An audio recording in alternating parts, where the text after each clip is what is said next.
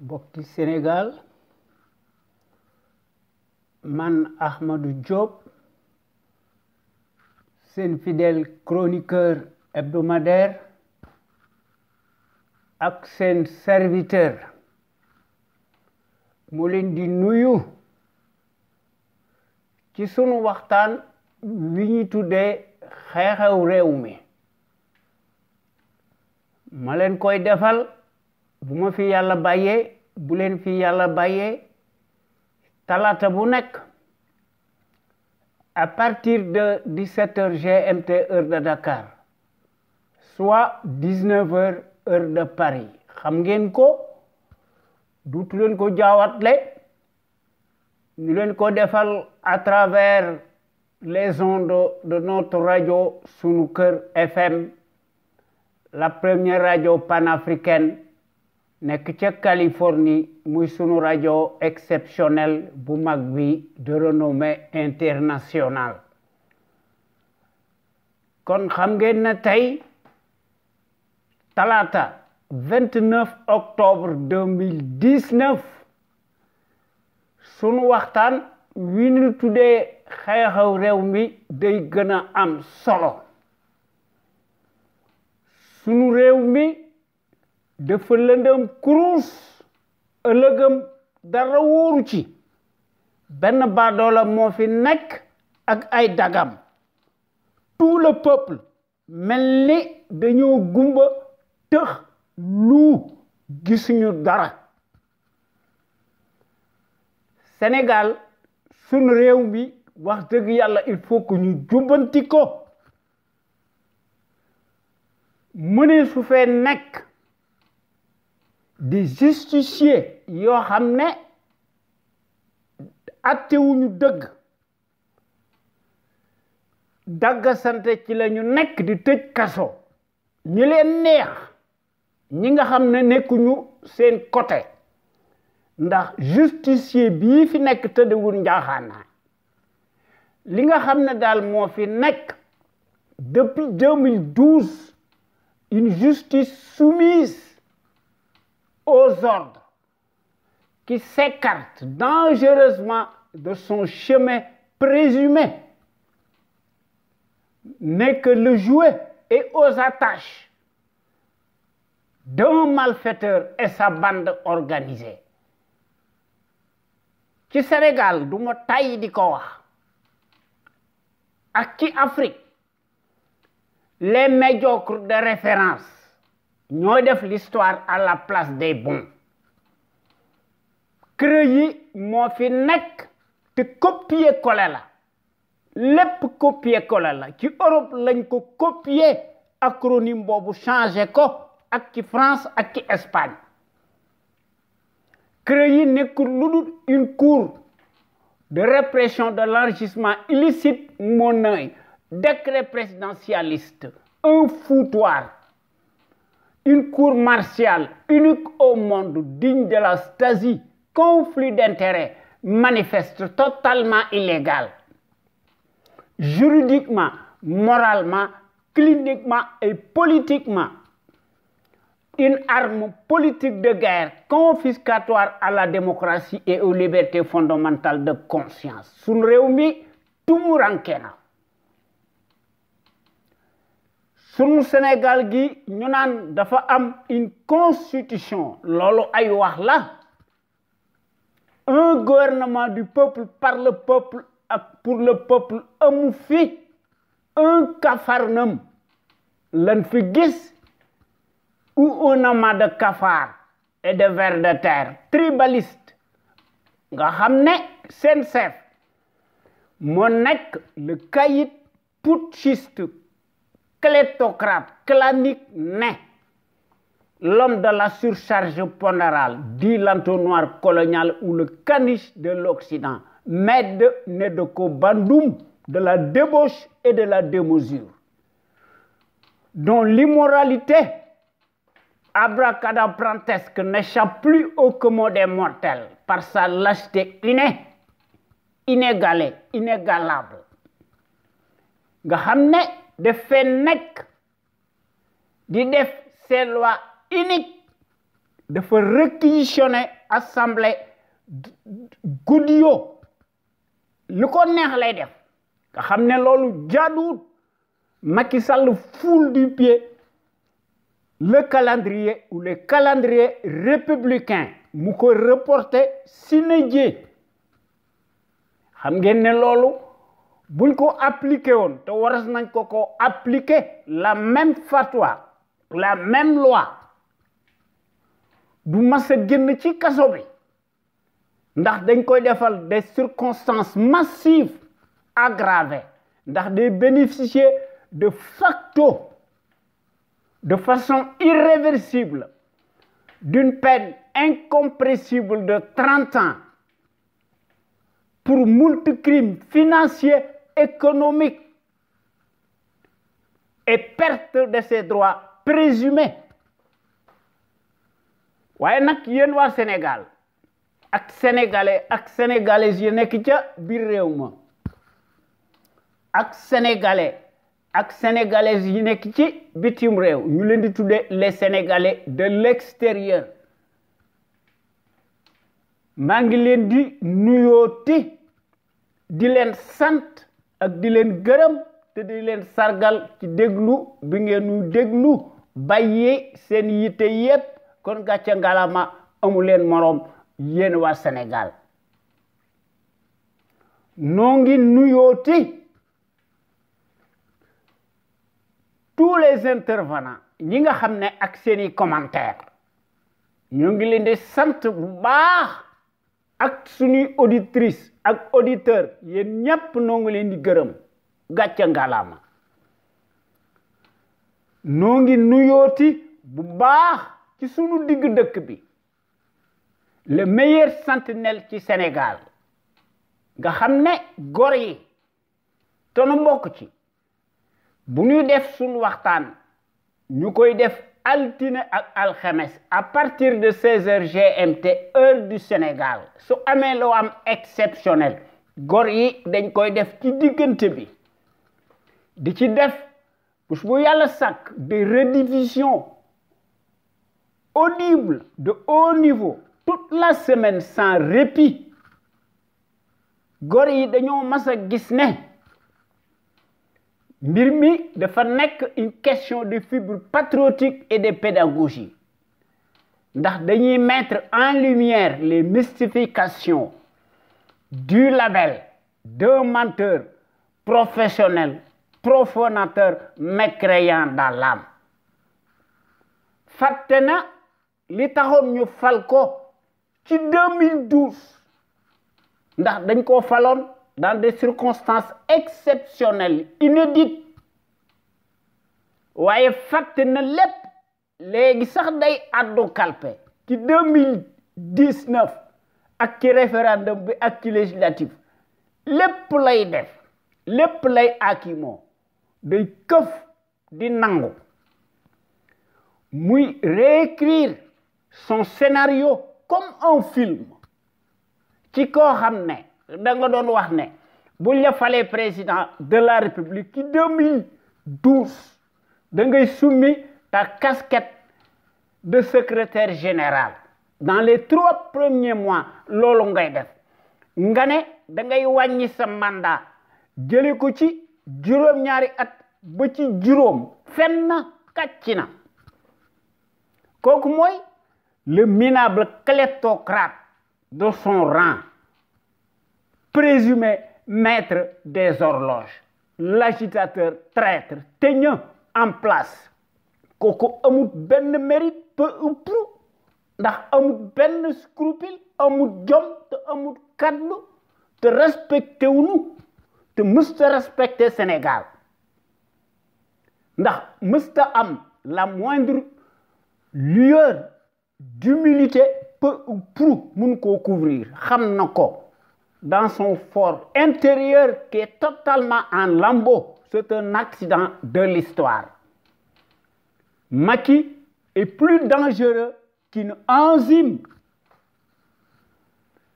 te ñun ñii nga xam ne wax dëgg yàlla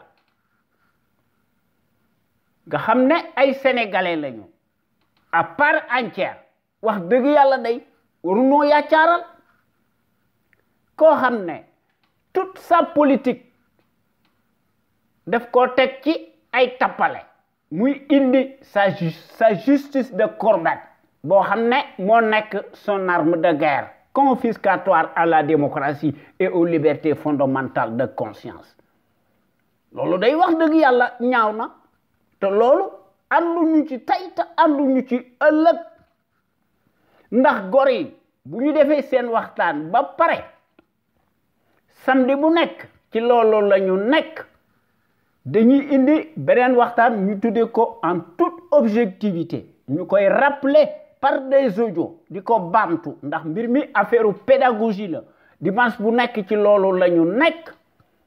ñu indi beneen waxtaan ñu tuddee ko la voix des jeunes yoonu ndaw ñi ak baatu ndaw ñi dimanche bu nekk ci loolu la góor yi nekk ñu koy def ci seeni réflexion remarquable prodigieuse ñu koy prodiguer sénégalais yi ak sénégalaises yi fu ñu mën a nekk ci adduna bi ñu leen koy defal à travers les ondes de notre radio Sunu Kër FM la première radio panafricaine nekk ca Californie muy sunu radio exceptionnel bu mag bi de renommée internationale ñun ñi nga xam ne ñoo nekk ci conscience patriotique pour le changement xam sa réew bëgg sa réew jariñ sa réew Macky lu mu ko jaral nan ko jaral un état régalien la nu bëgg kii dafa fuuy lu nu bëgg mooy lu nu mën a def il faut que ñu dellu soit fi un véritable contre-pouvoir il faut que suñu réew mi yilif boppam souverain il faut que ñu restaurer fi un état de droit boo xam ne badalo bi jële na ko fi ci njariñu boppam ndax ci ndigalu extérieur ci lay wéy ndax extérieur seen yoon nekkul ci Sénégal démocratie yitteelu leen le Sénégal émergent yitteelu leen ndax nekkut seen njariñ extérieur saay-saay la ñu bëgg seeni intérêt crypto personnel donc lay ci seeni état moom lay défendre sans la liberté kenn mënta tabax dara lu jag ni de solide waaye nag évidemment loolu jaaxaluñu koo xam ne dangaa mas a nekk l'envoyé spécial colonial attitré en Afrique et accrédité à Dakar xam ngeen ne kooku jikkoom ji saay-saay ji nga xam ne moo nekk ci moom loolu rek lay mën a wone te wone na ko bu baax ci sunu digg dëkk bi te dégg nañ ay discours yu rëy yi nga xam ne ci la mas a nekk nga xam ne ci lay nekk guddi ak bëccëg te gis nañ ko ci sous la monnaie coloniale nga xam ne kooku mësta nekk un patriote te gis nañ ko ci 2012 entre les deux tours nga xam ne France dañoo nekkoon ci seeni élection mu doon wax ne le retrait des troupes et bases militaires françaises relevait quelque peu d'un nationalisme mal placé xam ngeen ne kooku day confondre le nationalisme et le patriotisme te moo ko tey te xam na ne bokkut waaye nag yaakaar na ne moonu gën a muus ndax day caler ses propres intérêts à ceux de ses maîtres loolu moo tax li fi nekk rek di fi nekk kon lu jiwoo jeexu jógu fi depuis 7 ans presque 8 ans dañoo nekk ci république des scandales boo xam ne une dictature qui tourne à plein régime intégralement négationniste d'apartheid nga xam ne et son écosystème tyrannique s'accommode en permanence nga xam ne daay gu jeex ñu indi des contre-feux yaakaar ne ñoo gën a muus nit ñi ndax ñu mën a fàtte seeni parjure cataclysmique nga xam ne badalo bi il est le seul responsable waaye nag ay badoolaam dañuy répéter les mêmes éléments de langage képp koo xam ne yaa ngi wax li mu wax mu tëj la ci kaso bi ndax dafa garder dans le secret garder ti waat son propre calendrier totalement illégal lu mu wax weddi ko te loolu wax dëgg yàlla ñun ñi nga xam ne ñoo nekk ci CPC bokkut ak suñu vision de la démocratie ndax nag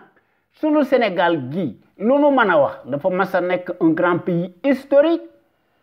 au point de vue du savoir pluriel et de la morale éternelle en puissance voyez la Serbie bii fi nekk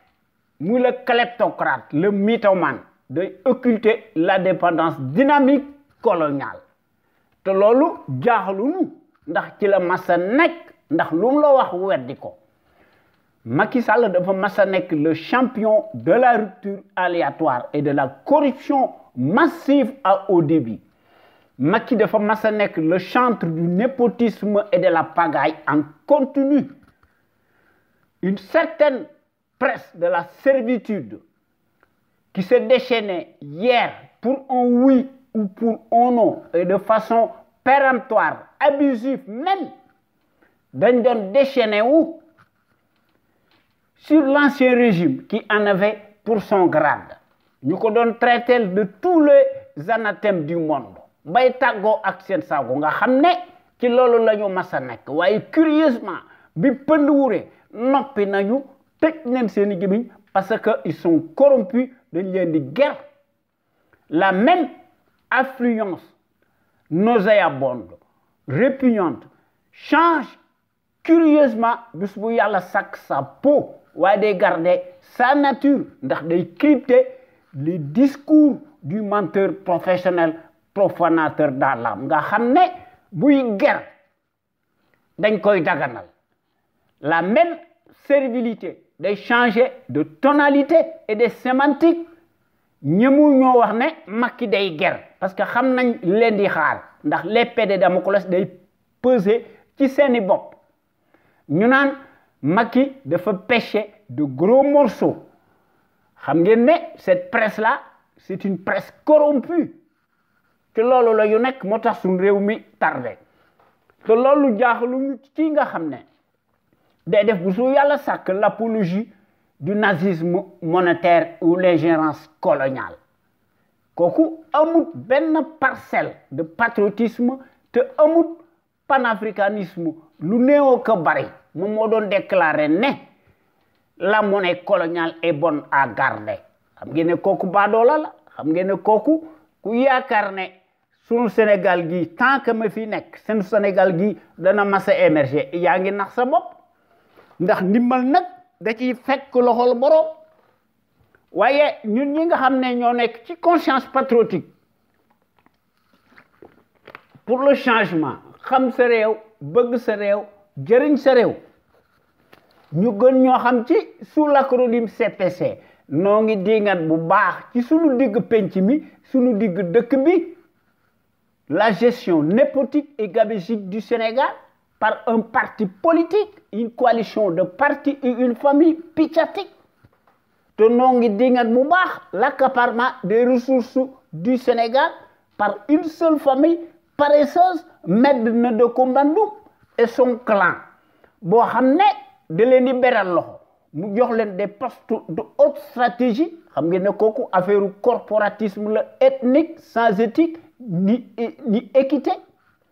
mu takk leen ndombay tànk yu kawe dans toutes les structures de l'État de haut niveau comme si les compétences et les expériences des CV bidonnés de Ramarcy se mesurent scandaleusement à l'aune des mêmes patronymes particuliers bien sonnants kooku mooy la conviction surréaliste surannée du négationniste Macky Sall qui foule du pied les affaires de la cité mu le traître en chair et en os qui le prouve matériellement à maintes reprises sur le terrain du crime mu koy def par sa petitesse d'esprit boo xam ne baadoolo bi day octroyer les postes nga xam ne mu ngi koy concevoir exclusivement à l'aune du bazar et au nom de la consanguinité ethnique et à la proximité de l'idolâtrie représentée par le binôme des mystifications ethniques idiocratiques loolu moo tax ñun ñi nga xam ne ñoo nekk ci CPC yéen gor yi ñu ngi leen di ñaan ngeen di ñëw ci conscience patriotique xam sa réew bëgg sa réew jëriñ sa réew sunu Sénégal gi il faut que ñu changer ko sunu Sénégal gi moo ciy gagné ñun ñëpp noo ciy gagné sénégalais ak sénégalaises ndax quand nous voulons nag man nañ ko nous pouvons changer radicalement sunu Sénégal gi dans le sens des progrès voulus ndax ensemble tout est possible toutes les ressources humaines mi ngi fi experts yi ñi ngi fi dara manqué wu fi suñu fexee ba nga xam ne ñi bëgg suñu réew mi moo ëpp fuuf ñu koy wor yaakaar nañ ne suñu réew mi dana jëm ci kanam ndax ñun ñëpp buñ àndee nekk benn booloo am mbooloo suñu réew mi dana génn ci guuta gi nga xam ne ci la nekk waaye réew moo xam ne une minorité toute puissante cartélisée mafieuse ñoo gën a structurer l'ensemble des 14 millions de Sénégalais présumés réew moomu luñ ko jiiñ moom la loolu neexu tax waaye loolu moo fi am waaye ñun ñi nga xam ne ñoo nekk ci CPC dañoo mas a nekk le porte-drapeau et l'étendard boo xam ne dañoo bëgg sunu Sénégal gi topp ci dans le sens des pays émergents ndax sunu réew ma su fi notre rajo sunu kër nekkutoon ak de tukki ndax toute critique lu néew ko bari son auteur mu fondé ko sur la vérité et exclusivement sur la vérité kooku dañ koy defal ipso facto un mandat de dépôt presto illico baadalo bi day yónni c'est tonton Macoute ñu cueillir ko violemment nga xam ne waaye nag les fonctionnaires politicards paresseux mercenaires alimentaires tous dañuy noppi ndax dañuy xam tëj seen gémmiñ ndax ñoom ñëpp daanaka il se transforme piteusement en sarabande de vers de terre bavo li ñu doon ndax dañoo unifié wu dans l'âme ndax dañuy naan sans répit le calice jusqu'à la lie du haut de leur rang te leneen la ñuy naan nga xam ne dañuy dund ci mbaggum sunu réew mi en toute impunité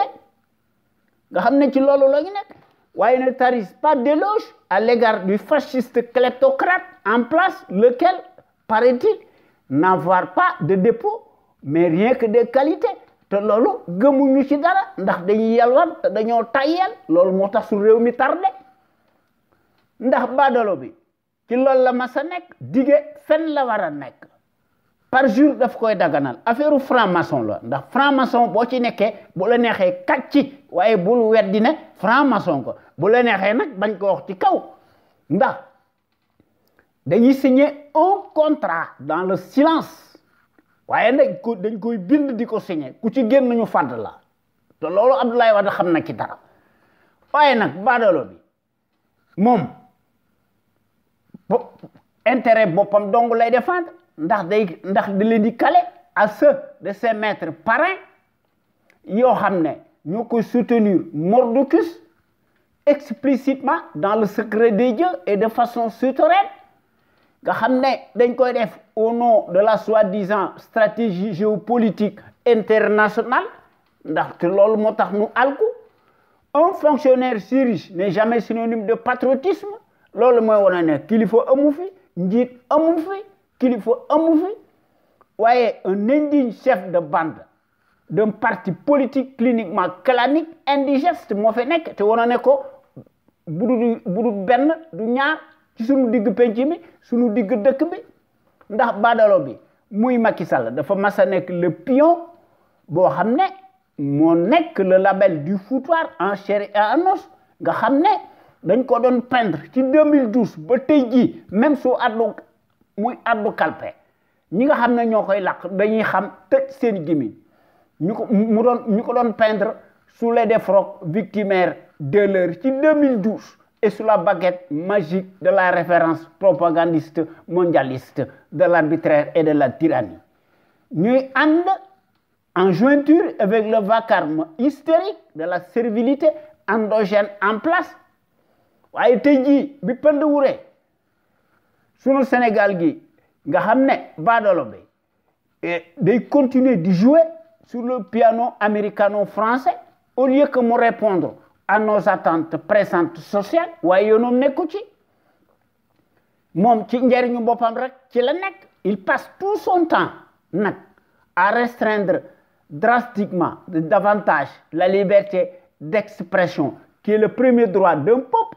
ndax day jënd di guerre les consciences abîmées présumées notables de l'heure te day commander du matériel de répression tout azimut les populations siphonnées astiquées ñu leen di considérer comme un matelas financier ñu leen di cribler d'impôts et de taxes de toutes sortes ñooy fay armes yi leen di duma xam ngeen ne lu dëkk boobu bu nangoo liñ koy def dëkk boobu dafa alku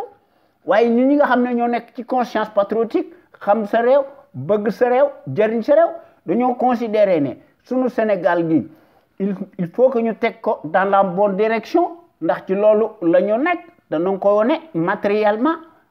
ci sunu dëkk bi par sunu discours patriotique ndax dañoo bëgg fexe ba nga xam ne sunu Sénégal gi nekk maître de son propre destin ndax c'est à ce prisme-là que sunu Sénégal gi nag wax dëgg yàlla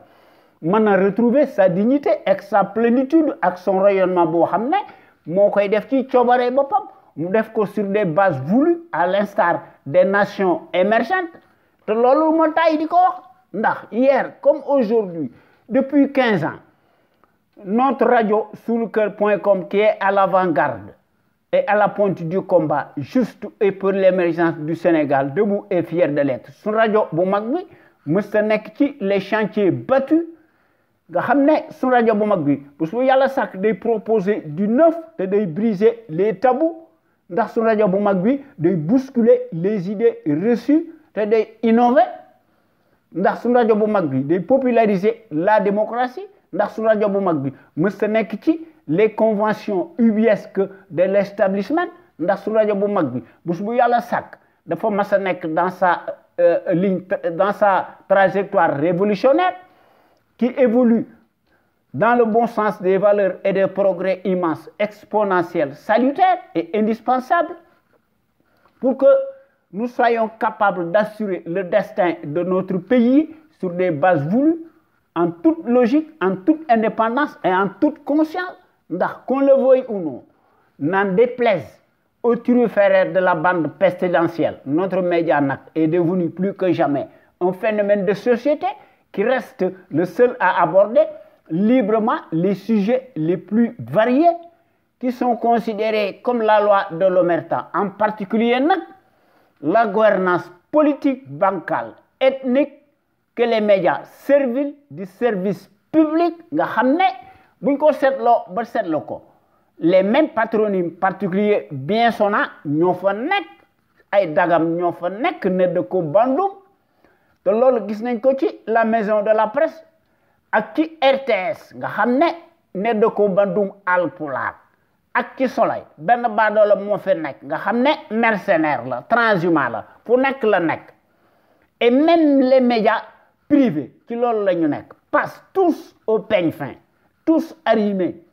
et deviennent de facto des instruments alimentaires politiques soumis aux ordres monopolisés par le pouvoir calamiteux tortionnaire usurier nga xam ne dañuy xam noppi ci seeni silence parce qu'ils sont coupables amuñu patriotisme amuñu panafricanisme te amuñu civisme moo tax suñu dëkk bi tardé waaye nag suñu rajo bu mag bi mooy mottali seeni ndëngte ndax suñu rajo bu mag bi day innover te gis nañ ko ci tant par la qualité des informations qui sont publiées largement à travers notre site sunuker.com que par les analyses pertinentes des sentinelles sénégalaises ñu koy def à travers les ondes de notre radio Sunuker FM l'avant-garde du civisme et du patriotisme te loolu noo ngi koy def nag wax dëgg yàlla en toute humilité ndax loolu dafa mas a nekk une exclusivité de notre site sunuker.com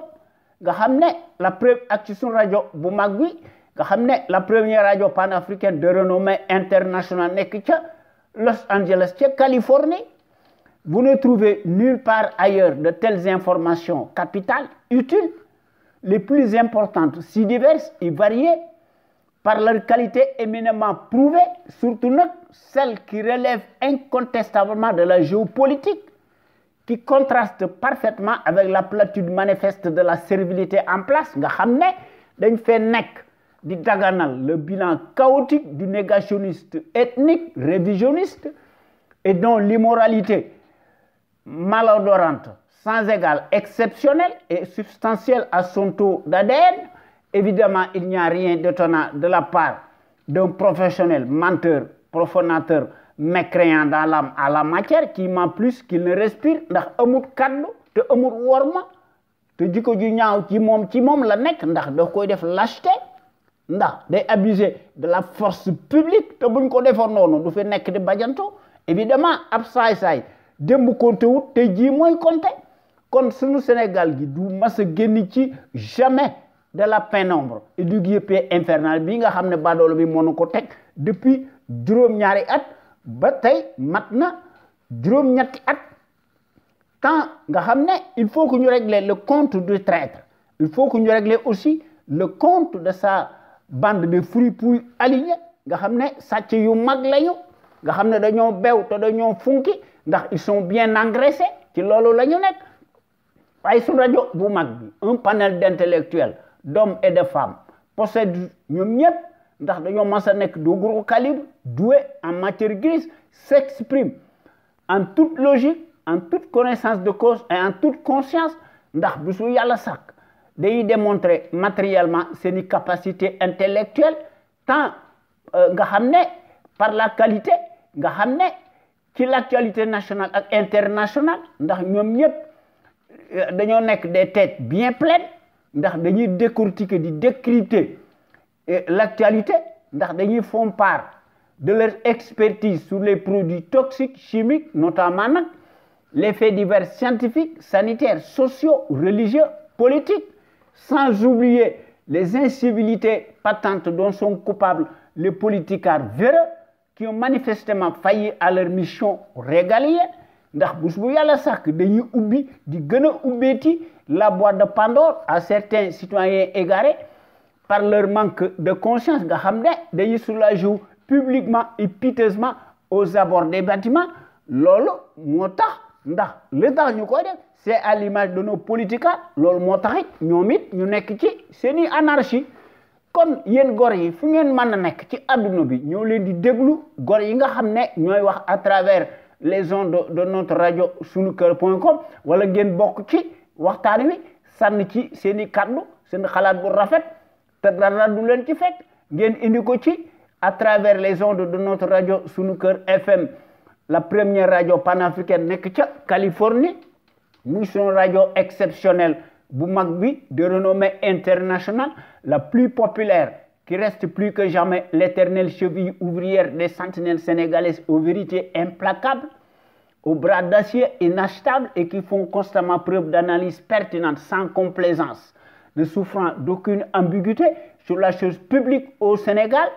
nga xam ne muy sunu Sénégal gi nga xam ne soo ubbee l'actualité politique bi da nga yéemu ci yàlla ndax actualité politique bi day bari te day senn te day siit ndax day gën a marqué wu de plus en plus duñu xam fan la ñuy commencé ak fan la ñuy teeral dañuy seet li nga xam ne mënuñu koo ñàkk ba ñax ñu wax ko ndax bu ñu bëggee wax lépp nag wax dëgg yàlla duñ ci génn waaye nag ñun ñi nga xam ne ñoo nekk ci CPC suñuy principe daal mooy il faut que nous unir rassembler autant de patriotes sénégalais ak sénégalaises autour d'un idéal commun pour cela nag il faut que ñu indi ci suñu détermination indi ci patriotisme indi ci civisme ku ne indi ci sa xalaat bu rafet ñu boole ci nag la démocratie participative à l'échelle nationale li nga xam ne nag mooy jën wu mag bi muy la volonté politique de chaque sénégalais ak sénégalaise nga xam ne fu mu mën a nekk ci adduna bi il faut que ñu fexe ba nga xam ne sunu Sénégal gi nekk le phare de la démocratie plein développement économique politique militaire financier am fi sunu Sénégal gi sunu soldats si ñu jox leen moyens yu takku nga xam ne ñu mën a assurer la sécurité de nos frontières aériennes et terrestres ndax ku lay dimbali day ëmb sa sangal te loolu gis nañ ko ci Mali waaye nag jàngkat bu mag bi nga xam ne moo fi nekk téereem du jeex ndax la répétition est pédagogique muy Cheikh Anta Diop le visionnaire hors pair l'éternelle figure de proue charismatique le gros calibre homme d'honneur le kamit panafricain nga xam ne ci loolu la masa nekk ba nim fi jógee yal na ko yàlla xare àjjana ndax moom da daan mas a wax ne l'Afrique doit opter pour une politique de développement scientifique et intellectuel et y mettre le prix. Sa vulnérabilité excessive des 5 derniers siècles est la conséquence d'une déficience technique. Le développement intellectuel est le moyen le plus sûr de faire cesser le chantage, les brimades, les humiliations. L'Afrique peut redevenir un centre d'initiative et de décision scientifique. Au lieu de croire qu'elle est condamnée à rester l'appendice, le champ d'expansion économique des pays développés. waaye badoolo bi amuñu fit te amuñu xalaat ndax dañoo ñàkk jom te dañoo goree di loolu moo tax lu jiw a jeexut jógu fi te loolu du ma tay di ko wax ndax dafa mas a nekk notre combat légitime nu nu mën a def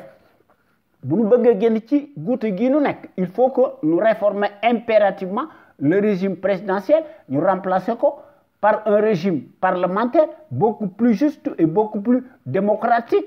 te loolu ñii nga xam ne ñoo nekk ay candidats seen yoon nekku ci kon il faut que ñu seet meneen pexe ñu def ko ci nii mbaa ci na ndax lu nu mën a def lu dul loolu day nekk lu dul un coup d'épée dans l'eau. Il faut que ñu tabaxaat suñu Sénégal gi de façon qu'il soit un pays dynamique ñu unifie des principes démocratiques et des institutions fortes inviolables respectées par l'ensemble des patriotes sénégalais et sénégalaises imbus de la fibre d'honneur ndax bonne gouvernance irréprochable ak un état de droit boo xam ne bu ñu fi indee un régime parlementaire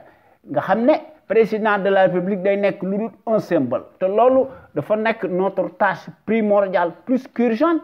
kon il faut que ñu créer les conditions obligatoires boo xam ne une véritable gouvernance politique économique saine transparente financière attentive ñu seet li nga xam ne mooy les seuls intérêts nationaux incessibles légitimes de la nation sénégalaise pour toutes ces raisons nag bu ñu bëggee suñu réew mi jëm ci kanam il faut que ñu teg ci suñu bopp réew mi de véritables sentinelles sénégalaises impartiales charismatiques de façon qu'elles soient en mesure de créer une impulsion dynamique pérenne. Cela étant, il faut que ñu cultiver fi nag le patriotisme, la démocratie, la justice sociale, l'éthique, l'équité, l'unité nationale en fi, la sécurité en fi, sans lesquelles lu ci manqué rek dara du mën a xew ndax loolu kat mooy dëgg waaye ñun ñi nga xam ne ñoo nekk ci CPC maanaam ñoo nekk ci conscience patriotique pour le changement xam sa réew bëgg sa réew jëriñ sa réew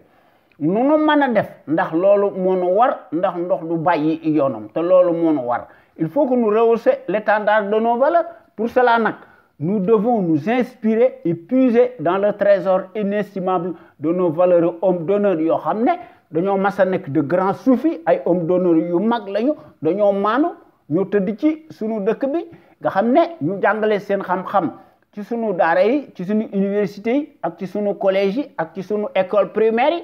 justement nag ci loolu il faut que aussi bu ñu fàttee sunu jàmbaar ju mag ji maanaam permettez-moi de rappeler au passage la date anniversaire du plus grand résistant armé de toute l'histoire du Sénégal muy Lat Dior Ngoné Latyr Diop sunu jàmbaar ju mag ji notre héros national xam ngeen ne bërki démb dimanche 27 octobre 2019 toute la famille du héros national à laquelle nga xam ne j'appartiens moi personnel dañoo honorer ndax dañoo célébrer la grandeur de la mémoire immortelle du plus grand résistant hors pair armé de toute l'histoire du Sénégal et de tous les temps ndax Lat Dior Ngoné Latyr Diop dafa mas a nekk l'homme de la résistance armée notre héros national qui combattit farouchement l'armada coloniale pendant 24 ans malgré nag la supériorité numérique ndax suñu jàmbaar yu mag ji dafa verser son sang et marqué d'une empreinte digitale toute sa vie ndax dafa livrer des combats acharnés sans merci combats yu metti face à l'armada du colonialisme repoussant ndax Lat Dior Ngoné Latyr Diop est tombé sur le champ de l'honneur les armes à la main à Derklé le jeudi 27 octobre 1886 avec 2 de ses enfants majeurs mu Thiendella Niabass ak Sakhewar Niabass et beaucoup de ces guerriers ils laissèrent leur vie nga xam ne dans le champ historique ci Deqale waaye dans nga xam ne sunu Sénégal gi ci loolu la nekk waaye sunu Sénégal gi li nga xam ne daal moo fi nekk li fi amoon na ku néew ci démb dara indiwuñ ci dara ndax n'importe qui mësta mënta nekk le titre du Damel nga xam ne pour avoir la qualité du Damel il fallait avoir l'esprit du sacrifice et la capacité de résistance ndax da ngay subir des épreuves d'endurance et combattre en même temps sur le champ des hostilités te loolu wax dëgg yàlla gis nañ ko ci sunu jàmbaar ju mag ji muy Lat Joor Ngoone Latyr Diop ndax quelques batailles rek laa leen ci fàttali même bu fekkente ne bii ne xam ngeen ko bataille bi nga xam ne Lat Joor defoon na ko muy bataille Ngol-Ngol bi mu defoon ko ci le 29 décembre 1863 ci côté Kébémer ak ci Loro le 16 janvier 1864 bu ñu fàttee aussi la bataille historique du Rip nga xam ne du 30 novembre 1865 te bu ñu fàttee aussi la bataille de Mékhé le 3 juillet 1869 nga xam ne Pinet-Laprade ci la dee ñu naan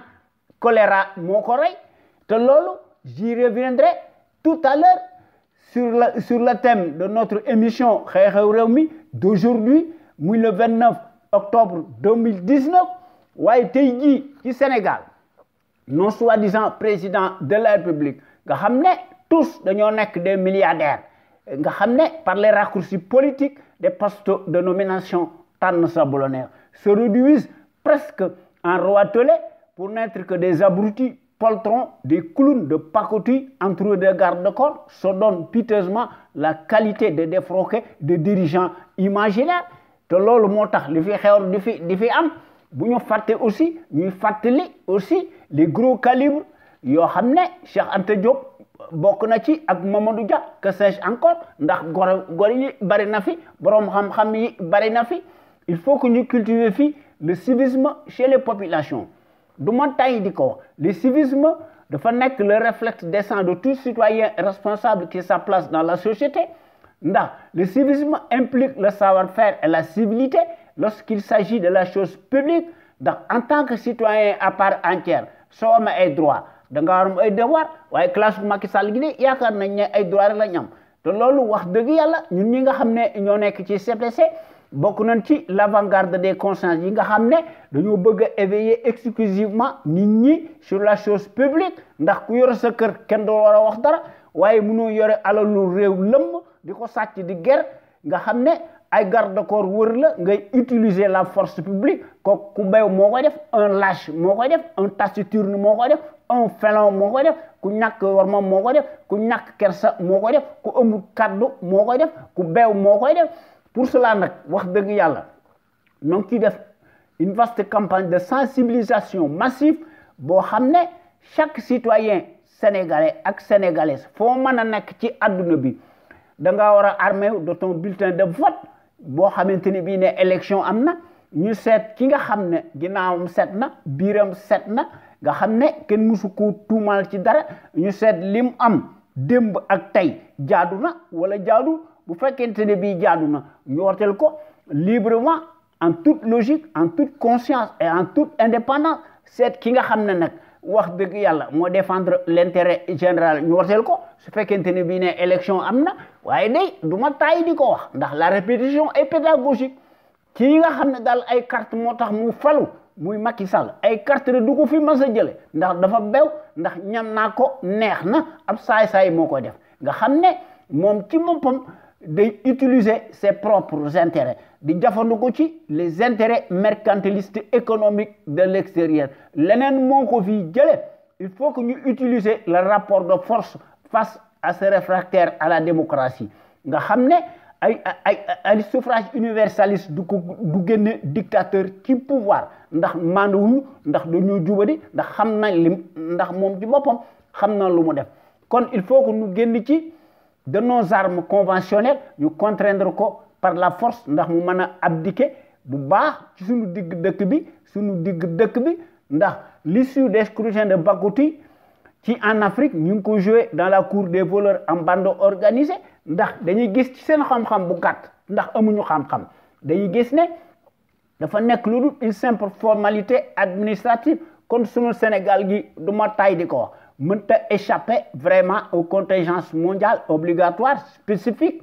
à chaque peuple ndax sunu Sénégal gi mën a yilif son propre destin ndax mu mën a opérer nag wax dëgg yàlla une véritable rupture totale en action matériellement prouvée waaye baadoolo bi de loolu fas yéene wu ko def waaye nag notre rajo exceptionnelle bi nga xam ne moo fi nekk dafa am des qualités exceptionnelles ndax suñu rajo bu mag bi moo nekk la rajo la plus crédible par son patriotisme actif ndax dafa am des qualités exceptionnelles ndax la qualité nag est avant tout un état d'esprit qui vise à l'excellence yokkute am fi ci jëf ci jikko won ko askan wi bu leer naññe ndax su rajo bu mag bi dafa am des qualités exceptionnelles nga xam ne gor yi aussi dañoo am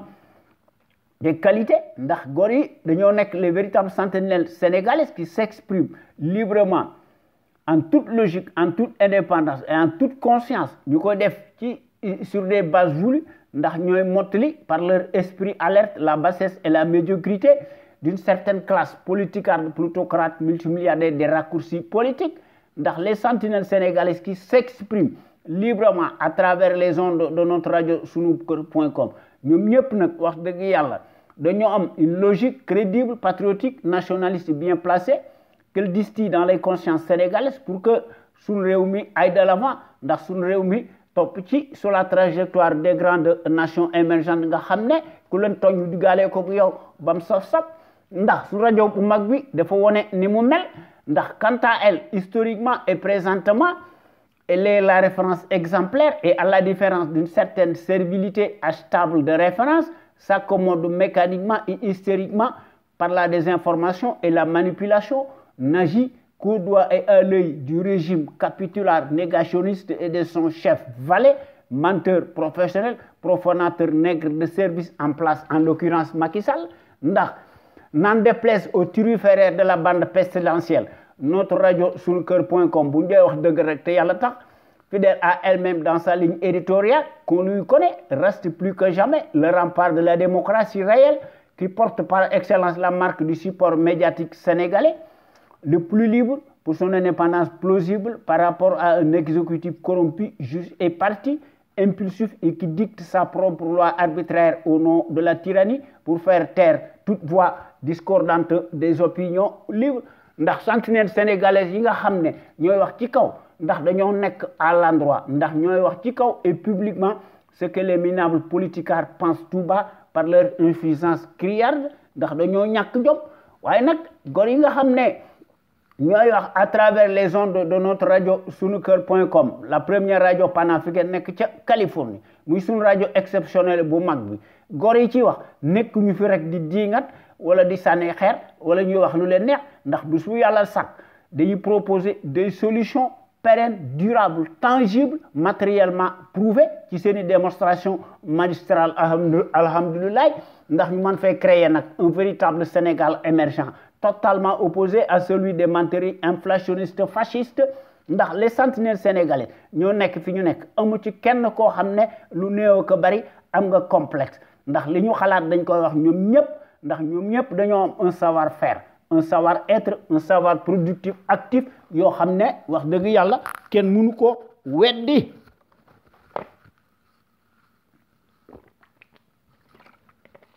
kon nag tey nanu wax ci sunu temu tay bi ndax daanaka sax wax dëgg yàlla bu ndey wax dëgg rek mas nañ koo wax dañ ko gën a yokk rek ndax la répétition est pédagogique ndax sénégalais yi ak sénégalaises yi ku ne mën a am ci ta grille de lecture ndax loolu aussi bokk na ci démocratie ndax wax dëgg yàlla inventé wuñ dara kon noonu wax ci sunu temu tay bi maanaam sunu temu tay bi mooy la république scandaleuse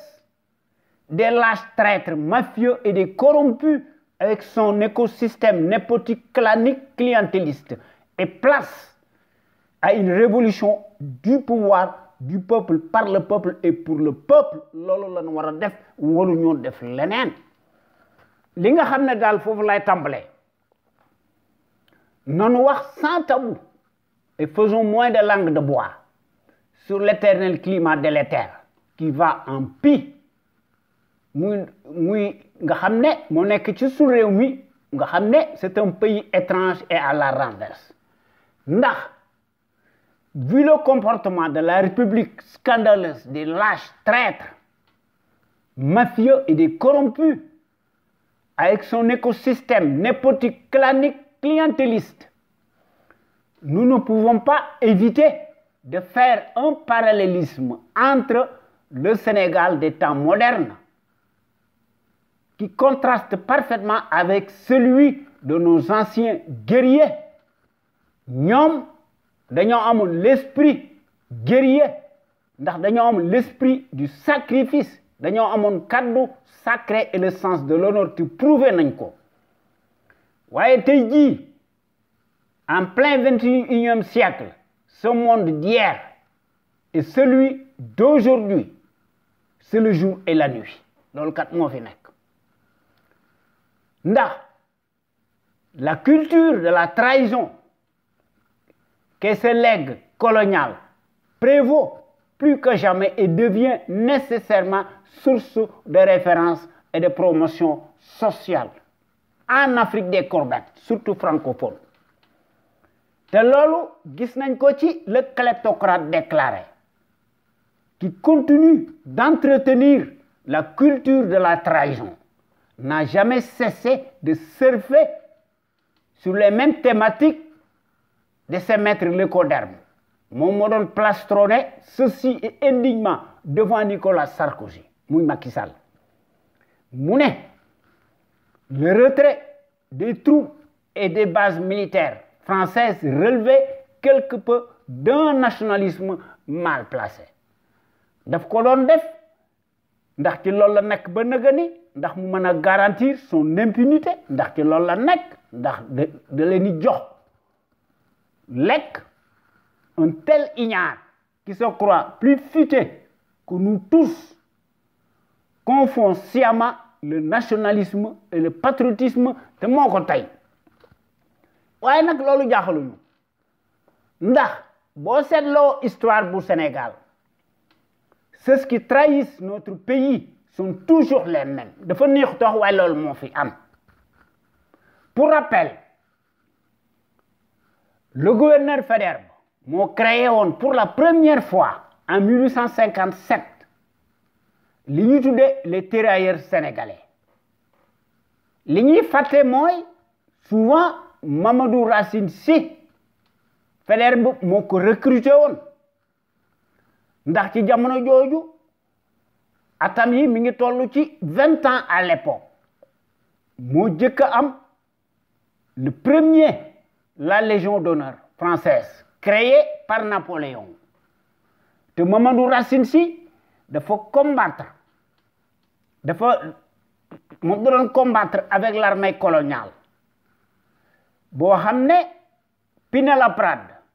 et le capitaine Valois Mamadou Racine Sy da doon combattre contre Lat Dior Ngoné Latyr Diop et ses guerriers redoutables waaye li nga xam ne moo nekk ci histoire du Sénégal n'eussent été les dissensions et les trahisons manifestes des uns et des autres, les choses se seraient passées autrement, malgré la supériorité numérique et le coup de canon en manuel. waaye li nga xam ne moo ci nekk avant la pénétration coloniale, l'organisation sociale africaine était analogue à celle de l'Europe te booba sax daanaka ñu ngi nekkoon ci garab. te Cheikh Anta Diop am na lum ci wax muy le kamit panafricain emblématique charismatique le plus grand célèbre savant scientifique historien égyptologue hors pair le plus coriace de tous les temps par ses facultés mentales loolu moom moo ko wax te li mu wax moo am waaye ci Sénégal li fi nekk rek moo fi nekk du jiwoo jeexul jógu fi les faits qui parlent d'eux-mêmes sont têtus. Depuis 2012 à nos jours,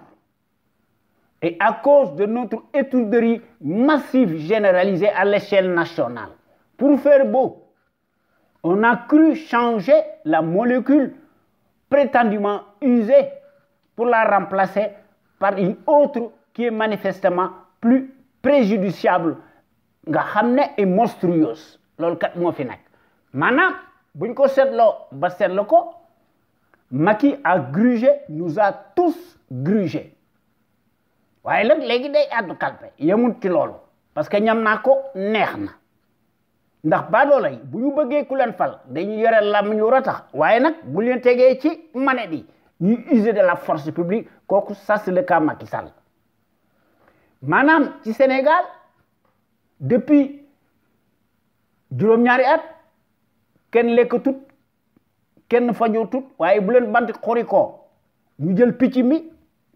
ñuy fajoo dans le denier de l'État loolu mooy Macky dige ay fen la war a nekk ça c'est le label de mécréant franc-maçon te loolu la nekk te loolu mënta nekk un tabou te mënta nekk la loi de l'omerta te mënta nekk un secret d'État te man dama koy wax ci digg penc mi ci suñu digg dëkk bi yorunu paaka yorunu gobar te loolu kenn mënu noo weddi ndax mënuñu cee indi des preuves yoo xam ne di ñu contredire li fi am mooy mën mi xiif bi moo fi manque famine moo nekk ci Sénégal njëg gi seer na kenn liggéeyatul waaye ñoom seeni clan ci loolu la ñu nekk ñoom ñëpp dañoo placé seeni doom ñoom ñëpp ñii nga xam ne ñoo fi nekkoon doon naqaru li fi nekk démb dañoo pàccoo alalu réew mi yaakaar ne ñoom rek ñoo war a juddu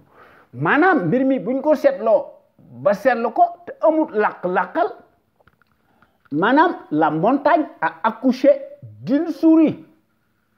nous sommes toujours au même point de départ maanaam rien absolument n'a véritablement changé et tout continue dans la régression totale tout azimut nga xam ne Sénégal régression moo fi nekk qui va en pis ndax ci Sénégal du ma tàyyi di ko nous voyons le soleil mais ne l'admettons pas par notre hypocrisie et notre laxisme déconcertant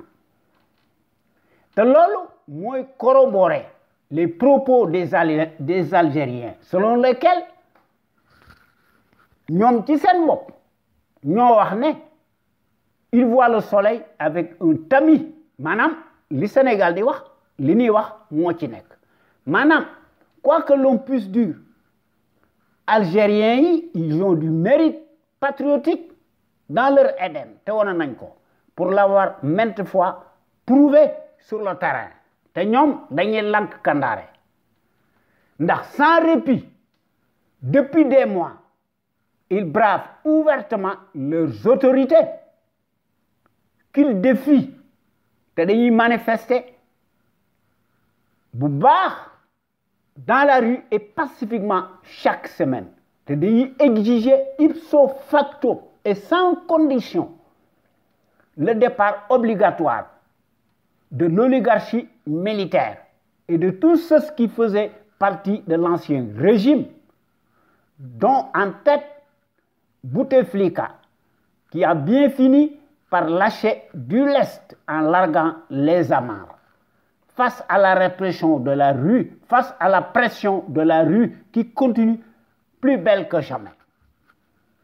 Voyez, le frère du président, Saïd Bouteflika, et la plupart des anciens dignitaires sont aujourd'hui dans les verrous et sont sous bonne garde. Le général Ahmed Gaïd Salah, le chef d'état-major des armées, son rejeton a eu le kilo de gifler violemment, paraît-il, de sources sûres bien renseignées. Un préfet, kooku reste pour l'instant l'homme fort du régime, se maintient au pouvoir, promet nag la présidentielle ci décembre 2019 malgré les contestations. waaye li nga xam ne moo ci nekk bu pënduwuree maanaam au lendemain des scrutins présidentiels ce général-là n'aura d'autre choix que d'abandonner le pouvoir et s'exiler au pays de la dynastie des Al Saoud sans se tromper, on peut dire que l'Algérie dana génn ci tôt ou tard ndax dana nekk ci le bout du tunnel, même si elle n'est pas encore sortie de l'ornière. Voyez, à la différence de l'Algérie combative, à contrario, qui sunu digg dëkk bi, rien ne se passe, sauf le discours incantatoire, pimenté, aigre-doux et stérile font florès.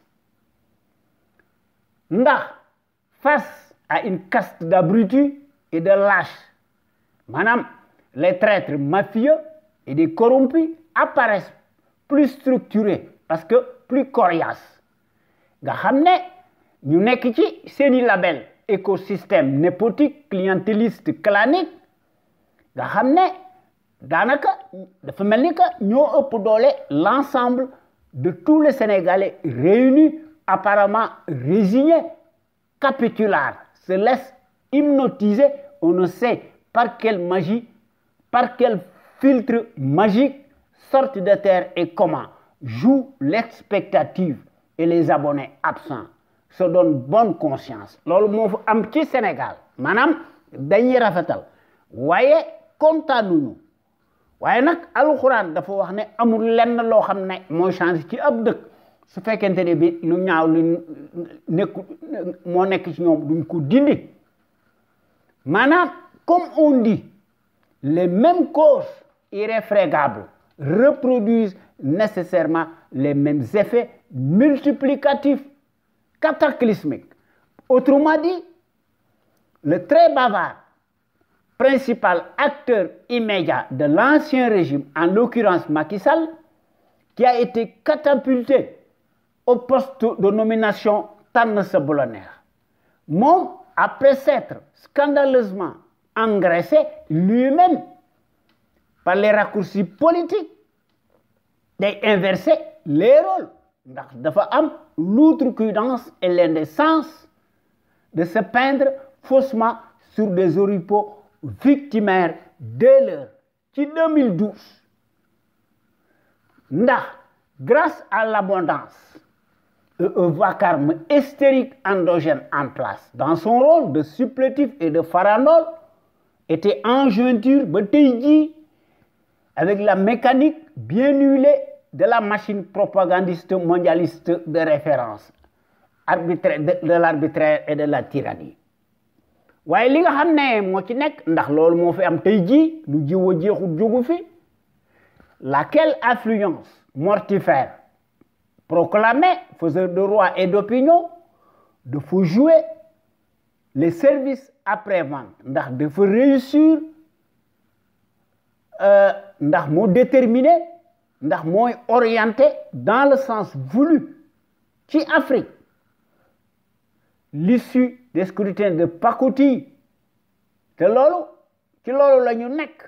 ndax dañ koy def avec une prouesse titanesque ndax yaakaar nañ ne ñu nekk faiseur de roi te loolu du ma taay di ko wax waaye comme toujours les promesses électorales pour les nègres de service n'engagent que ceux qui y croient. Évidemment, c'est le cas Macky Sall. Maanaam l'escroc de grand chemin boo xam ne qui est parrainé ba tey jii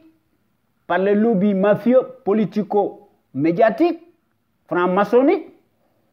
da doon focaliser sa campagne électorale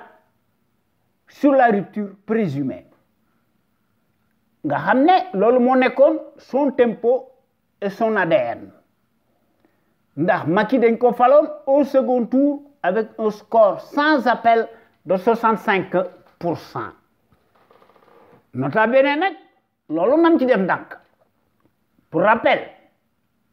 le vote massif en faveur nga xam ne moom lañ joxoon Macky Sall muy le secrétaire général de l'APR ndax tey jii ci Sénégal l'APR moo nekk l'État du Sénégal franc-maçonnique versus ethnique en l'occurrence nga xam ne Macky moo koy jiite le Machiavel dafa mas a nekk le candidat de la France nga xam ne vote boobu ñu ko defaloon n'était pas un vote spontané en termes d'adhésion populaire et de programme politique cohérent, bien ficelé, visible et tangible. Voyez, vote boobu da doon relever plutôt d'un suffrage contestataire contre la dynastie supposée virtuelle des Wade. Waaye ci Sénégal bi pënd wuree maanaam depuis juróom-ñaari at léegi sax daanaka dana yegg si ci juróom-ñetti at maanaam 8 ans te loolu ëpp na. Paradoxalement, le cheval de Troie présumé de la rupture tant attendue, Macky Sall, n'a jamais produit tant soit peu ses effets escomptés, n'a jamais changé sa mouture d'un iota, d'un pouce, ce à quoi il a été élu, si ce n'est qu'il est pire que son bienfaiteur, par ses méthodes fascistes et ses ratonnades convulsives récurrentes, yoo xam ne sont peu glorieuses, peu habituelles dans le paysage politique sénégalais. Voyez, buñ seetloo mbir mi ba seetloo ko, entre-temps, beaucoup d'eau a coulé sous les ponts. Li nga xam ne moo ci sama jàngat, je ne citerai que 3 ou 4 gros mensonges parmi tant d'autres. Du label menteur professionnel, profanateur, mécréant, kleptocrate, franc-maçonnique, boo xam ne qui nous donne la chair de poule, buñ ko seetloo ba seetloo ko, kàcc yooyu nga xam ne Macky Sall kàcc na ko ci wane ne ko ci suñu digg dëkk bi ndax dige fan la war a nekk, aurait pu créer sa descente aux enfers. Ñu defal ko le tonnant changeant boo xam ne dafa waroon a éterniser wu en prison pour le reste de sa vie à Rebeuss te dafa war a bénéficier automatiquement, immanquablement d'une peine incompressible de 30 ans avec des circonstances aggravées à l'appui pour moultu trahison et perte de ses droits civiques supposés te da ko war a ñàkk. D'autant plus que sa pathologie épileptique irréversible constitue une menace réelle à la démocratie et aux libertés fondamentales de conscience. Maanaam am na benn interview boo xam ne Macky def ko defaloon au journal français L'Express et dont les propos étaient recueillis textuellement et publiés par le journaliste français écrivain Vincent Hugo. Mu publié ko le 26 janvier 2016. Journaliste bi posé ko benn question mu ne ko, vous avez promis de ramener la durée du mandat du chef de l'État, dont celui en cours de 7 à 5 ans. Tiendrez-vous parole? Macky tontu ko. Macky ne ko absolument. Il y aura bien en 2016 un référendum constitutionnel dont je donnerai la date précise dans les prochains jours, puis un scrutin présidentiel au début de 2017. Kooku mooy premier gros mensonge d'un vrai franc-maçon dans l'âme qui le prouve. Deuxième gros mensonge bi mooy parodie référendaire dëmm ci mars 2016 maanaam la volte-face digne d'un menteur boo xam ne daf ko prouver à maintes reprises muy le fameux référendum boo xam ne concerné wutoon le mandat bu Macky Sall ba mu ne woon daf ko réduire de 7 à 5 ans kooku mooy kàccikat bi. La suite est bien connue ndax dafa passer comme une lettre à la poste kooku mooy deuxième gros mensonge. Troisième gros mensonge bi mooy ci avril 2016 ndax Macky ci journaliste ci journaux yi nga xam ne dañ koy defal pression nga xam ne moyen de chantage la te loolu gis nañ ko ci Jeune Afrique Macky wax ci ne il faut cacher son patrimoine et ne rien publier en y ajoutant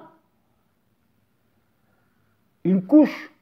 épaisse. Macky ne je ne mêlerai jamais ma famille dans la gestion de l'État. Qu'en est-il bi nga xam ne Macky fal nañ ko ba tey jii kooku mooy quatrième kàcc yi troisième kàcc yi 2017 dans l'optique de s'ériger maître des horloges le minable dafa planifier son vaste hold-up électoral ci 2019 loolu moo taxoon mu inverser le calendrier républicain ndax Macky dafa rempiler davantage ndax dafa jël les devants en vue de réquisitionner tout le temps l'Assemblée nationale Godillot. Macky organisait ces législatifs des submersions cataclysmiques boo xam ne daf ko foqar ci à tous les coups kooku mooy quatrième mensonge bi cinquième mensonge bi cerise sur le gâteau l'imposteur fidèle à lui-même mu yokku ci bés bu yàlla sàkk une couche épaisse comme au cinéma réécrit à nouveau le scénario du film mu tollanti arrache par devers son propre score fantasmagorique digne de lui blanchi par des observateurs douteux yoo xam ne dont l'obédience n'échappe plus à personne. Regardez mon doigt. Macky jox boppam plus de 58% des suffrages soi-disant exprimés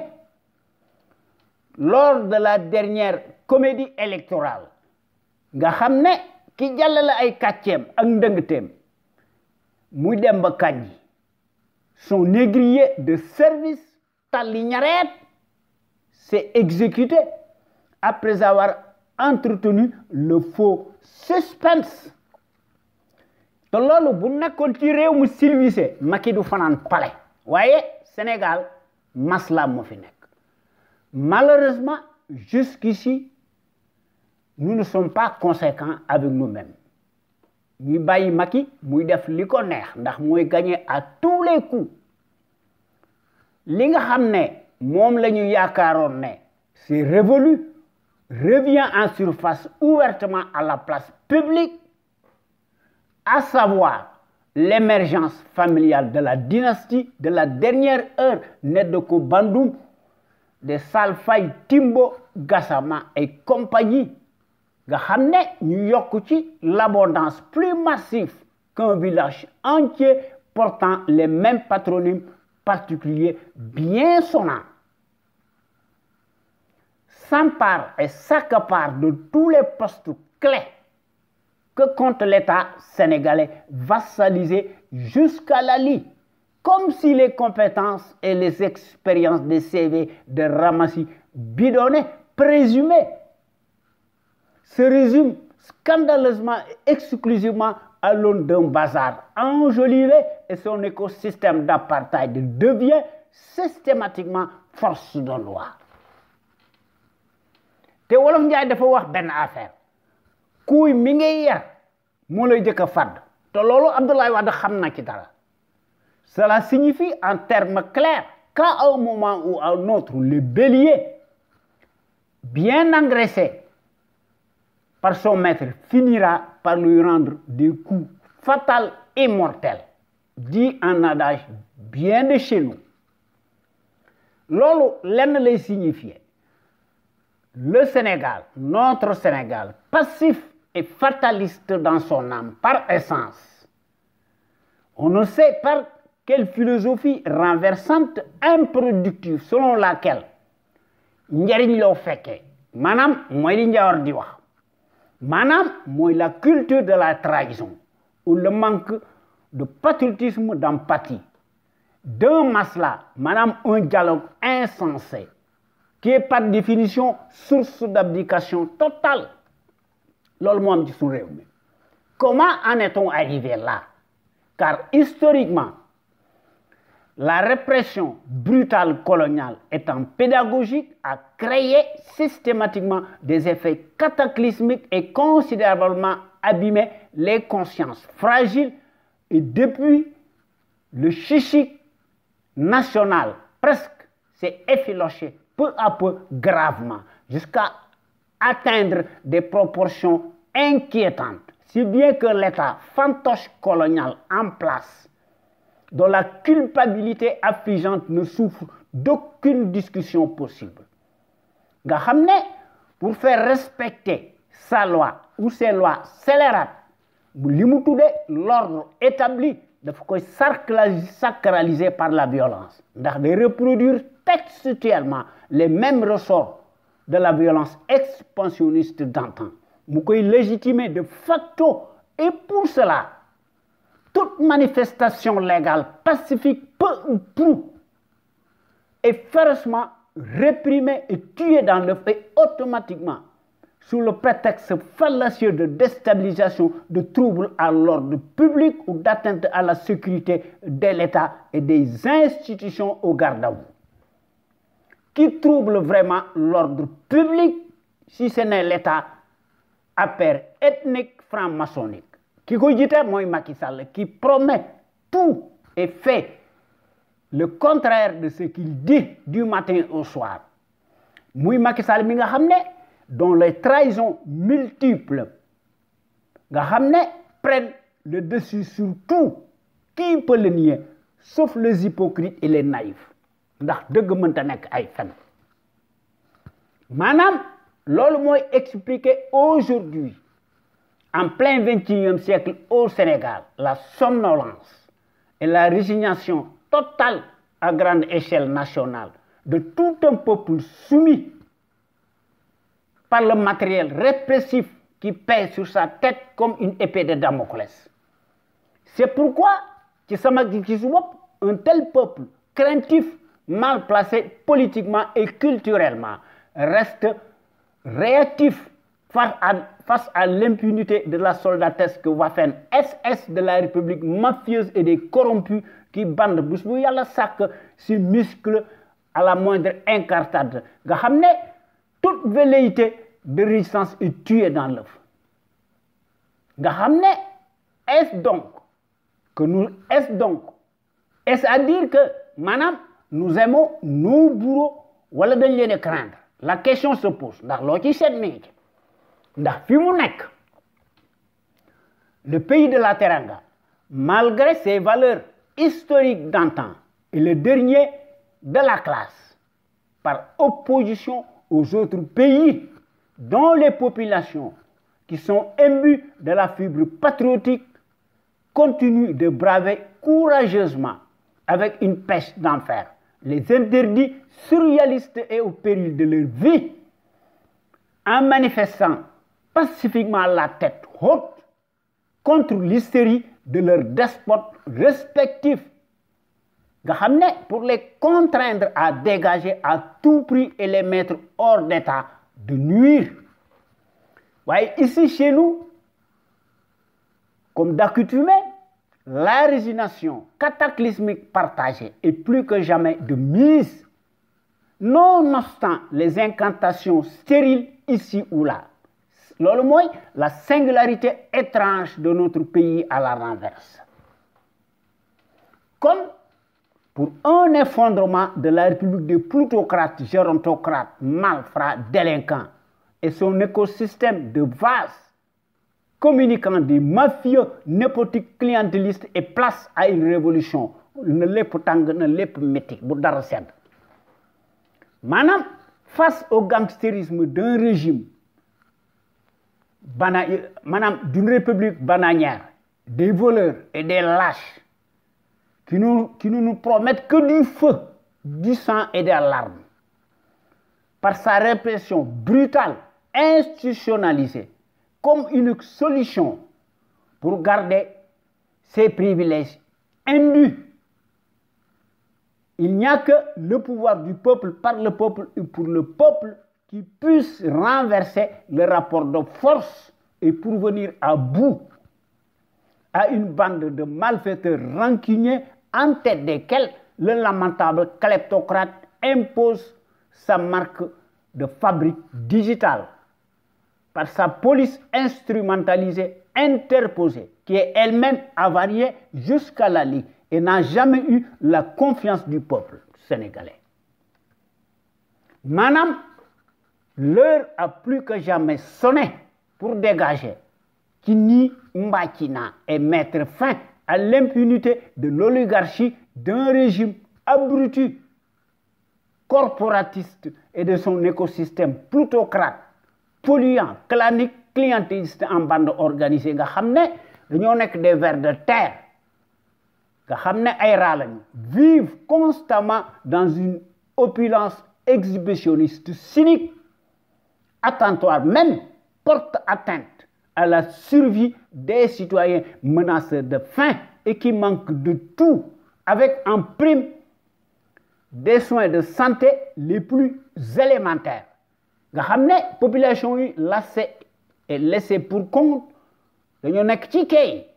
croupissent à l'indifférence quasi générale dans la misère sociale chronique. Population yi tire le diable par la queue et à l'indifférence quasi générale d'une minorité bien gloutonnée qui demeure plus que jamais le symbole d'un misérabilisme déconcertant. Ouais, pendant que les hôpitaux de l'indigénat constituent une décharge publique et le ciel ouvert des mouroirs de la capitale sénégalaise, à qui région yi, les voleurs n'en ont cure, se font soigner en Europe en utilisant les deniers de l'État. De l'eau, les charrettes de mort dans le monde rural ne se comptent plus. Faire sauter les verrous d'un régime calamiteux, ordurier, devient une nécessité, un impératif absolu. Le fatalisme ahurissant est synonyme de résignation à l'échelle nationale. Comme que s'effondre tout de suite la République des lâches, des fake news et la com de charniers de mensonges. Avant qu'il ne soit trop tard, soyons tous vigilants et sur nos gardes. Pour cela, nanouyewu de notre torpeur mortifère que nous prépare encore le label menteur, professionnel, profanateur, mécréant, franc-maçon, sur le 3e mandat, totalement illégal, jusqu'à la lie. Comme si rien n'était, l'usurpateur dévergondé, incorrigible, après avoir plastronné publiquement que le 3e mandat, c'est fini pour lui. Il faut virer son dunguru, Sori Kaba. Et un certain nombre de ces turiféraires, nga xamné lolu moy joxe des signes avant-coureurs sur ses intentions malveillantes ci 2024. Lolu limuy wundu lenn la. Comme tout traître non repenti, ferré à la secte maçonnique, il entretient le doute jusqu'à la dernière minute. Te mbettel dana ci am buñ defu ndank. Manam le menteur remplira dana annoncer sa possible candidature à grand tapage médiatique international, et ce par effet de surprise et en intelligence directe avec les lobbies pétroliers, lesquels dirigent le monde. Nga xamné sont encartés à l'agence maléfique, feront des pieds et des mains pour valider l'insolence de leur poulain kleptocrate dans l'âme. Et ceci sous la bienveillance et la bénédiction du communautarisme locoderme suprémaciste blanc. Ces derniers ne cherchent nullement ni le droit humain, ni la démocratie, ni la justice dans les pays du Sud soumis, mais renforcent leurs propres intérêts économiques. Lol mo ci nek waye li gëna doy war ci Sénégal Wade Macky, le cas Karim Wade menace les retrouvailles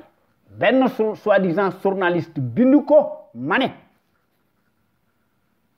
un tel article bidon en continu loufoque dafa insensé c'est léger ay légèreté là l'auteur d'un gigandé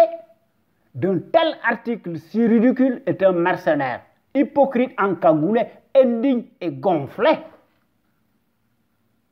Madame, les retrouvailles sont nécessairement conditionnées par le retour de Karim Wade au Sénégal, qui a été déporté arbitrairement manu militari par le tyran en place, alors qu'il ne dispose d'aucune prérogative juridique à l'encontre de l'ancien super ministre d'État du ciel et de la terre. Ceux qui s'acharnent et tirent à boulet rouge contre Abdoulaye, père et fils, tempèrent leurs plumes, se gardent bien d'en dire autant pour le nulard. Ñooñu, ils sont dégonflés, ndax dañuy modérer, ndax dañuy adoucir leur sémantique et leur discours quand il s'agit de Aliou Sall et de Macky Sall, par crainte du retour du bâton, c'est-à-dire l'épée de Damoclès qui pèsera sur leur tête. Il n'y a ni plus ni moins que d'un abus de pouvoir cataclysmique auquel nous nous opposons. En tout cas, moi, je m'y oppose. Le Sénégal appartient-il aux lâches fourbes en place qui s'autorisent toutes les dérives infinies? Peut-on interdire Karim Wade de revenir au Sénégal et sur la scène politique et renvoyer à la corde Khalifa Sall et vouloir rétablir des retrouvailles sincères et pérennes? Loolu xel mënu ko nangu ba pare ñuy épargner Khalifa Aliou Sall et compagnie. À quelle planète sommes-nous? Détrompons-nous du Sénégal. La franc-maçonnerie est désormais aujourd'hui plus présente au Sénégal que l'était hier. Apparaît plus coriace que la majorité des Sénégalais présumés musulmans réunis, même si cela reste un tabou. Le Sénégal est-il donc ce géant virtuel aux pieds d'argile qui se laisse phagocyter par le cartel de francs-maçons et nettement plus structuré que l'ensemble des citoyens résignés sur leur sort? Madame, la caste invétérée de la secte franc-maçonnique qui dénonçait haut et fort, orbi et urbi, la dévolution monarchique virtuelle des Wade se retrouve en bande organisée tey ci Sénégal te Macky loolu lay def ak ñoom Moustapha Niasse te loolu danaa ci ñëw tout à l'heure te loolu moo fi nekk leneen nekku fi maanaam Sénégal ci loolu la ñu nekk Sénégal maanaam kon nañu rester un peu sur le cas Moustapha Niasse, le patriarche, chef de service d'un Capharnaüm et ses décorations coloniales superflues, dont le moins que l'on puisse dire n'est pas l'odeur d'une sainteté. De quoi s'agit-il? De l'eau, dans un décryptage massif d'un béni-oui de la République scandaleuse des traîtres mafieux comploteurs. Qui est donc ce personnage timbré, proclamé kilifa de l'argent à gogo? Voilà l'expert exceptionnel reconnu par ses insultes abrasives, nocives, suffocantes et au verbatim chevaleresque. Il faudrait que Moustapha Niasse nous montre et sa valeur ajoutée et son apport économique, financier en termes de progrès, de démocratie pérenne et de liberté d'expression visible sur le terrain. te loolu mënu ko li ma ci am takk mooy le 23 juin 2011, le paradoxe était que les mêmes qui nous gouvernent aujourd'hui d'une main de fer et qui interdisent à tout vent toute manifestation légale, ñoom dañuy brandir l'épouvantail de la violence. Vous voyez, l'État, à pair franc-maçonnique, légitime sa violence. Alors que les mêmes qui s'arrogeaient pourtant hier les chevaux de Troie de la démocratie à la place de l'obélisque avaient réussi avec une prouesse titanesque à braquer l'opinion publique sénégalaise et créer ipso facto les conditions du déclic contre le ticket président vice-président. te Abdoulaye Wade génn na ci kon Abdoulaye Wade est un démocratique contrairement à Macky Sall. wolof ñi maanaam ceux qui se ressemblent s'assemblent, n'est-ce pas? Alors, dans le secret des dieux, l'étrange pétrolier des chemins de traverse et ses accointances opaques avec l'hydre mafieuse appartient-il donc à la pègre pétro-franc-maçonnique dans laquelle le vassal en place, muy Macky Sall, homme ñu élire ko homme de l'année, nga xam ne dafa nekk un adepte silencieux, collectionne à tout vent une quantité industrielle de prix loufoques à n'en plus finir, mais agit activement dans le secret des dieux. État bu Sénégal moo koy fay golo di bay babu di dunde. Tous les pétroliers et tous les dictateurs sont des adeptes de la secte. Il n'y a pas un seul qui échappe à la règle édictée. Ils se tiennent tous par la solidarité de classe, contrôlent la presse. Ndax ceux qui contrôlent les médias et la presse contrôlent tous les pays. Bu ñu seetloo Benno Bokk Yaakaar timbré le cartel enjolivé des traîtres mafieux et des comploteurs baveux de la débauche, on y trouve en première loge le gérontocrate plutocrate Moustapha Niasse, ex-directeur de cabinet de Senghor, qui a bien brouté et mangé dans tous les râteliers, s'est gloutonnement enrichi par le miracle des mêmes postes de nomination. Madame, les raccourcis politiques, un fonctionnaire si riche n'est jamais synonyme de patriotisme. En vérité, le richissime politique très nanti a presque eu autant de médailles coloniales que son acolyte immédiat, autocrate, qui partage les mêmes terres sur les affaires de la cité avec Macky Sall. Moustapha Niasse mënta justifier ni de près ni de loin son magot si colossal, gigantesque, étalé au grand jour qu'il a bien obtenu par les raccourcis des postes de nomination tànn sa bu la neex. waaye li nga xam ne moo ci nekk maanaam ce qui est sûr et certain c'est qu'il ne prendra pas de risque de piper un seul mot sur la question qui fâche. Propre intérêt donc boppam ci la nekk ndax dafa bëgg sauver sa peau. À chaque magistrature, aux histoires carambouilleuses, il change, telle une girouette, s'y loge, telle une teigne, et s'y maintient, dur comme fer, et à dessein de sauver sa peau pour échapper belle,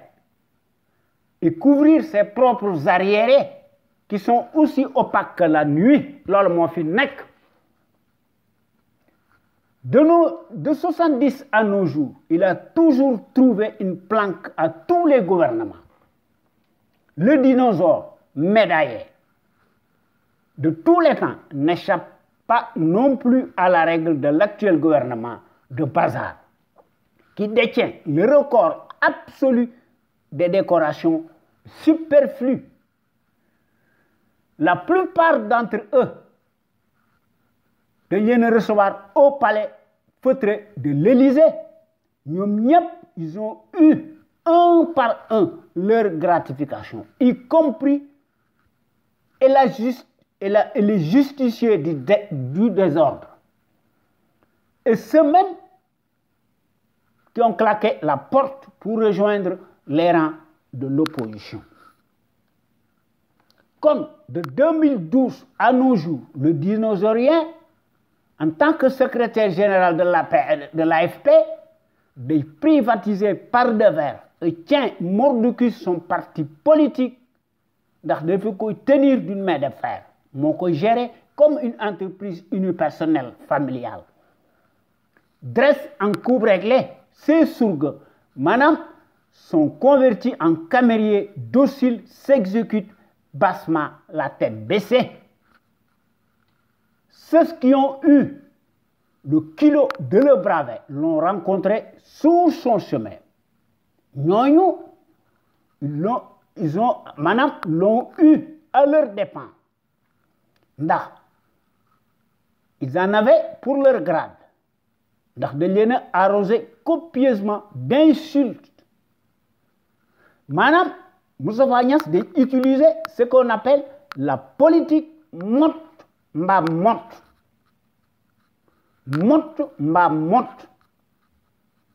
Madame bouche et motus cousus. De kooku Moustapha Niasse n'est pas le seul. Il y en a à l'appel. Ñoom ñëpp dañuy privatiser seeni parti politique. Waaye li ci nekk mooy Moustapha Niasse fait fi de toute morale, cumule honteusement et hystériquement le perchoir et la qualité de chef d'entreprise ndax moom bokk na ci Oryx yi maanaam Oryx dafa nekk la 40e compagnie pétrolière au monde ndax Moustapha Niasse da ciy gagné des milliards de francs CFA te kooku concurrence déloyale la conflit d'intérêt mënu ko weesu. Quant à Macky Sall moom it secrétaire général de l'APR muy l'état APR ethnique franc-maçonnique cliniquement clanique ndax day agir à visage découvert ndax Macky est proclamé s'est proclamé président de la République et sous le sceau de nazi déclaré s'octroie librement le statut de chef d'entreprise et possède plusieurs sociétés d'écran dont Aliou Sall n'est qu'un prête-nom. Comme mijote dans le secret des dieux et de façon souterraine. Macky Sall avec Amadou Ba, son cousin Alpulaar né de Kobandoum, un simple inspecteur des impôts devient en un quart de tour si immensément si riche par le raccourci de la baguette magique nga xam ne des eaux troubles de la paire poinçonner la machine toxique à corruption massive et à haut débit. Maintenant, question bi may poser mooy l'unique solution alternative se mesure-t-elle donc à l'aune de la dévolution ethnique ne de Bandoum? La question se pose parce que Macky loolu lay togg wala mu fenaan waaye yaakaar na ne moo ëpp xam-xam moo nag ay dagam dañoo bew dem yoruñu dara et ce n'est pas tout on l'oublie souvent Ousmane Tanor Dieng yàlla na ko yàlla xare àjjana paix à son âme moom it dañ ko parachuté woon à la tête de l'acronyme nébuleux HCCT clientéliste pour ne citer que cela. Li ci nekk mooy ci Sénégal non seulement toute la progéniture de ce beau monde d'aventuriers dañu leen di trouver une planque dans toutes les structures de haut niveau ci état bu Sénégal malgré son apparence de respectabilité ñoom ñëpp ñooy confisqués par devers tous les leviers judiciaires politiques législatifs financiers et économiques de l'état du Sénégal. Loolu moo tax suñu Sénégal gi tardé kon boo gaañi maa ngi leen di jox rendez-vous ci suñu waxtaan wi ñu tuddee xew-xewu réew mi mardi prochain inchallah bu soobee yàlla ñu leen koy defal à travers les ondes de notre radio Sunu Kër FM la première radio panafricaine nekk ca Californie muy sunu rajo bu mag bi de renommée internationale jërëjëf